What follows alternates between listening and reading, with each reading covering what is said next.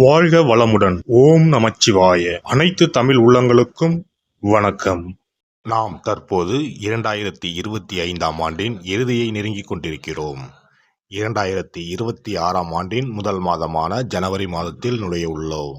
நிகழும் ஸ்ரீ மங்களகரமான விசுவாச ஆண்டு மார்கழி மாதம் 17ஆம் நாள் திரியோதசி திதியில் ரோகிணி நட்சத்திரத்தில் சுபம் நாமயோகத்தில் கௌளவம் கர்ணத்தில் சித்த யோகத்தில் வியாழக்கிழமை அன்று இந்த மகத்தான ஜனவரி மாதம் பிறக்கின்றது. இந்த மாதத்தில் பல கிரகங்கள் தங்களின் நிலைகளை மாற்ற உள்ளன. ஜோதிட சாஸ்திரப்படி ஜனவரி 1, 2026இல் கிரகங்களின் சிறப்பு சேர்க்கையால் உருவாகும் மிகப்பெரிய யோகமான சங்கோண யோகம் ஒரு சில ராசிக்காரர்களுக்கு மங்களகரமானதாகவும் அதிர்ஷ்டமானதாகவும் வாழ்வில் புதிய வெளிச்சம் தருவதாகவும் அமையும். ஜனவரி மாதம் 13ஆம் தேதி செல்வத்தின் அதிபதியான சுக்கிர பகவான் மகர ராசிக்கு செல்ல உள்ளார். ஜனவரி மாதம் 15ஆம் தேதி கிரகங்களின் தலைவனாக கருதப்படும் சூரிய பகவான் மகர ராசிக்குள் நுழைய உள்ளார். ஜனவரி மாதம் 16ஆம் தேதி கிரகங்களின் தளபதியான செவ்வாய் பகவான் மகர ராசியில் சஞ்சரிக்க உள்ளார். இம்மாதம் அதாவது ஜனவரி 17ஆம் தேதி புதன் பகவானும் ஜனவரி 18ஆம் தேதி சந்திர பகவானும் மகர ராசிக்கு செல்ல உள்ளனர். இவ்வாறு ஜனவரி மாதத்தில் கிரகங்கள் தங்களின் ராசியை மாற்றுவதால் அதன் தாக்கம் அனைத்து ராசிக்காரர்களின் வாழ்க்கையிலும் காணப்படும். குறிப்பாக சில ராசிக்காரர்களுக்கு அதிர்ஷ்டம் பிரகாசிக்கப் போகிறது. இதன் விளைவாக தொழில் மற்றும் வணிகத்தில் நல்ல முன்னேற்றம் ஏற்பட போகிறது. அதே சமயம் ஆரோக்கியமும் சிறப்பாக இருக்கப் போகிறது. மேலும் சில ராசிக்காரர்களுக்கு கண்டமும் காத்திருக்கிறது. உயிர் போகும் ஆபத்து கூட வரலாம். எச்சரிக்கையாக இருக்கவும். யமனே எதிரில் வந்தாலும் சிவனின் அருள் இருந்தால் எதிலும் வெற்றி பெறலாம். சிவ வழிபாடு கர்ம வினைகளை அளிக்கும்.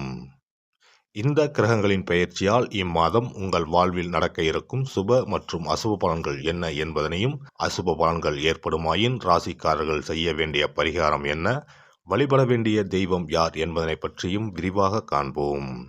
பிறக்கப் போகும் இம்மாதத்தில் உங்கள் வாழ்வில் வளமும் நலமும் செல்வ செழிப்பும் பெற்று வாழ்வின் உயரிய நிலையை அடைய எல்லாம் வல்ல எம்பெருமானை வேண்டி விரும்பி கேட்டுக்கொள்கிறேன். அடுத்தவர்களின் உணர்வுகளுக்கு மதிப்பளிக்கும் குணமுடைய கடகராசி அன்பர்களே, நீங்கள் குடும்பத்தினரை நேசிப்பவர்கள். இந்த மாதம் புண்ணிய காரியங்களில் ஈடுபட்டு மன திருப்தி அடைவீர்கள். நீங்கள் எடுக்கும் முயற்சிகள் அனைத்திலும் சாதகமான பலன் கிடைக்கும். காரியங்கள் அனுகூலமாக நடக்கும். புத்தி தெளிவு ஏற்படும். உடல் ஆரோக்கியம் பெறும். மனதில் தன்னம்பிக்கையும் தைரியமும் அதிகரிக்கும். மனக்குழப்பம் நீங்கும். பண வரத்து அதிகப்படும். தொழில் வியாபாரத்தில் நீண்ட நாட்களாக இருந்து வந்த பிரச்சனைகள் தீரும். அரசு மூலம் நடக்க வேண்டிய பணிகளில் இருந்த தொய்வு நீங்கும். உத்தியோகத்தில் இருப்பவர்களுக்கு புதிய பதவிகள் கிடைக்கும். மரியாதை அந்தஸ்து ஆகியவை உயரும். எதையும் செய்து முடிக்கும் சாமர்த்தியம் உண்டாகும். குடும்பத்தில் மகிழ்ச்சியான கொண்டாட்டங்கள் இருக்கும். பெரியோர்கள் மூலம் காரிய அனுகூலம் ஏற்படும். கணவன் மனைவிக்கு இடையே நெருக்கம் அதிகரிக்கும். பிள்ளைகள் மூலம் சந்தோஷம் கூடும். உல்லாச பயணங்கள் செல்ல நேரலாம். பெண்களை பொறுத்தவரை இம்மாதம் உங்களது திறமைகள் வெளிப்படும். காரியங்கள் அனுகூலமாக நடக்கும். மனதில் தைரியம் உண்டாகும். கலைத்துறையினருக்கு புதிய ஒப்பந்தங்கள் கிடைக்கப்பெறும். சிரமங்கள் குறையும். வேலைப்பளு குறைந்து காணப்படுவீர்கள். வீட்டை விட்டு வெளியில் தங்க நேரலாம். திடீர் செலவுகள் உண்டாகும். அரசியல் துறையினருக்கு எல்லா காரியங்களும் அனுகூலமாக நடக்கும். மனக்கவலை நீங்கி நிம்மதி உண்டாகும். உங்கள் வாழ்வில் முன்னேற்றம் காண முழு மூச்சுடன் செயல்படுவீர்கள். பொருள் வரத்து அதிகரிக்கும். வாகனம் பூமி மூலம் லாபம் கிடைக்கும். மாணவர்களை பொறுத்தவரை மனதில் இருந்த வீண் பயம் அகலும். கல்வியில் வெற்றி பெற பாடுபடுவீர்கள். நட்சத்திர பலன்கள் புனர்பூசம் 4ஆம் பாதம். இந்த மாதம் குடும்பத்தில் இருப்பவர்கள் உங்களை அனுசரித்து செல்வது மனதுக்கு இதமாக இருக்கும். கணவன் மனைவிக்கு இடையே சிறிய வாக்குவாதம் ஏற்படலாம். பிள்ளைகள் உங்களை புரிந்து கொண்டு நடப்பது மனதுக்கு நிம்மதியை தரும். பூசம் நட்சத்திரம். இந்த மாதம் சாமர்த்தியமான பேச்சின் மூலம் காரிய வெற்றி உண்டாகும். அடுத்தவரை நம்பி பொறுப்புகளை ஒப்படைப்பதில் கவனம் தேவை. மாணவர்களுக்கு கல்வியில் இருந்த போட்டிகள் விலகும். பாடங்களை படிப்பதில் இருந்த இடையூறுகள் நீங்கும். ஆயுள்யம் நட்சத்திரம். இந்த மாதம் துன்பம் வருவது போல் இருக்குமே தவிர ஆனால் வராது. மனதில் ஏதேனும் கவலை பயம் அவ்வப்போது ஏற்படும். உங்களது பேச்சே உங்களுக்கு எதிர்ப்பை உண்டாக்கலாம். யோசித்து பேசுவது நல்லது. ஆன்மீக எண்ணம் அதிகரிக்கும். அருகில் இருக்கும் அம்மன் ஆலயத்திற்கு சென்று நெய் தீபம் ஏற்றி வணங்கி வர குடும்பத்தில் மகிழ்ச்சி நிலவும். நீண்ட நாட்களாக இருந்து வந்த பிரச்சனைகள் தீரும். சிறப்பு தொகுப்பு.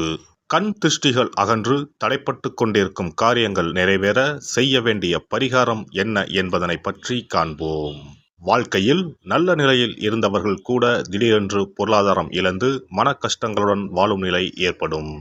இந்த நிலை எதனால் ஏற்பட்டது என்று ஆராய்ந்து பார்த்தால் பெரும்பாலும் அவர்களின் மீதான கண் திருஷ்டிதான் காரணமாக இருக்கும்.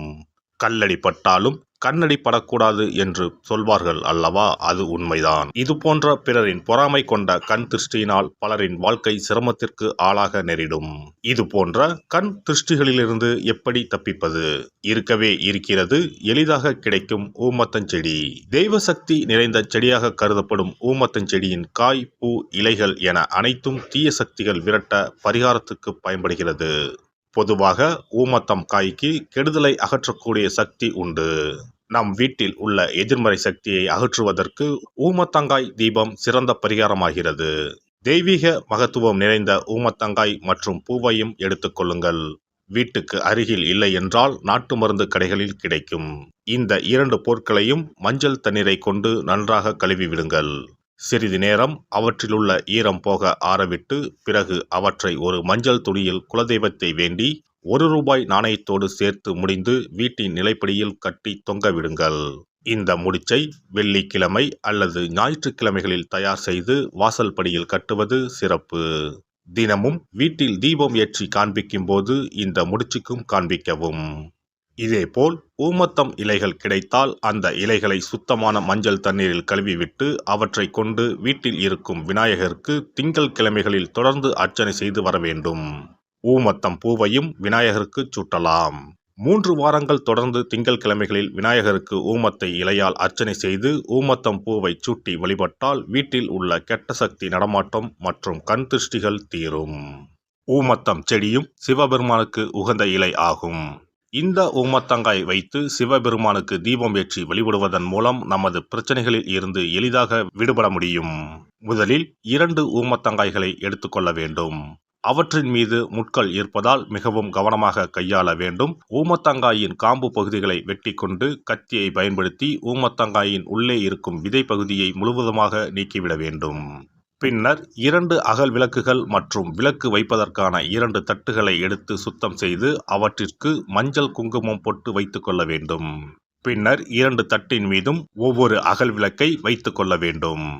அதன் பிறகு எப்போதும் பூஜை செய்வதற்கு வைப்பது போன்ற வெத்தலைப்பாக்கு, பழம் போன்றவற்றை வைத்துவிட்டு 2 விளக்குகளையும் ஏற்றி சிவபெருமானை மனதார வேண்டிக் கொள்ள வேண்டும். எனக்கு இருக்கும் பிரச்சனைகள் அனைத்தும் தீர்ந்து இன்பமான வாழ்க்கை கிடைக்க வேண்டும் என வேண்டிக் கொள்ள வேண்டும். இந்த பூஜையை வெள்ளிக்கிழமை அன்று தொடங்கினால் தொடர்ந்து 9 வெள்ளிக்கிழமைகள் செய்ய வேண்டும். ஊமத்தங்காயின் மீது எவ்வாறு முட்கள் இருக்கிறதோ அதுபோல நமது வாழ்க்கையில் இருக்கும் முட்கள் போன்ற பிரச்சனைகளை அவை தீர்த்து வைக்கின்றன.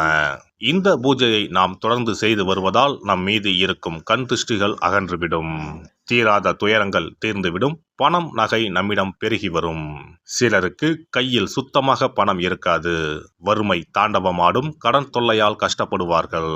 பண பிரச்சனையில் சிக்கி கொண்டிருப்பவர்கள் இந்த தீபத்தை ஏற்றினால் 3 வாரங்களில் நல்ல பலனை பெற முடியும்.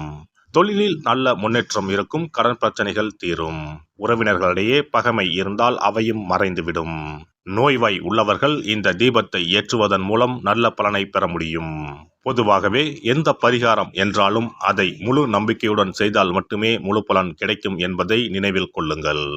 எல்லாம் வல்ல இறையருளால் நீங்களும் உங்கள் அன்பு குடும்பமும் உடல் நலம், நீலாயுள், நிறை செல்வம், உயர் புகழ், மெய்ஞானம் ஓங்கி வாழ்க வளமுடன். இந்த வீடியோ பதிவு உங்களுக்கு பிடித்திருந்தால் லைக் பண்ணுங்க, கமெண்ட் பண்ணுங்க, ஷேர் பண்ணுங்க. மறக்காம சப்ஸ்கிரைப் பண்ணுங்க. பக்கத்துல இருக்கிற பெல் பட்டனை கிளிக் பண்ணுங்க. நன்றி, வணக்கம். ஓம் நமச்சிவாய. சிவாய நம.